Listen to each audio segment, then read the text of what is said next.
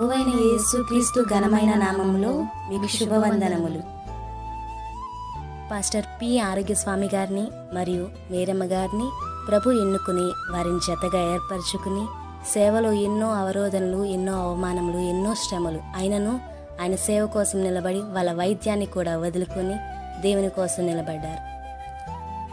దేవుడిచ్చు వాగ్దానాలతో సేవలో ముందుకు కొనసాగారు.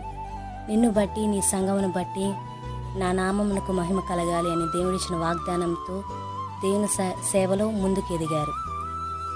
ఆదరణకర్త అయిన మన యేసయ్య ఎన్నో పాటలిచ్చి తోడుగా నీడగా నిలిచారు.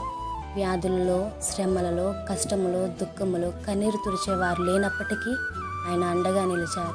పడిపోతున్నా అన్న సమయంలో దేవుని పట్టుకున్నారు. జారిపోతున్నప్పుడు యేసయ్య కౌగిట్లో దాచుకున్నారు.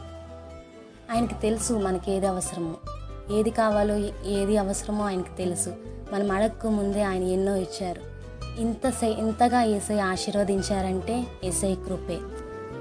కాలినడకనే ఈ గ్రామానికి వచ్చారు. నా అనేవారు ఎవరూ లేరు. దేవుని మాటకు లోబడి ఈ గ్రామానికి వచ్చారు. ఈ ముంజలూరు గ్రామంలో ఎవరూ ఆదరించేవారు లేరు. అయినా దేవుని మాటను బట్టి ఈ గ్రామంలో అనేకులకు సాక్షిగా నిలవాలని యవన ప్రాయంలోనే దేవుని సేవ కోసం నిలబడ్డారు.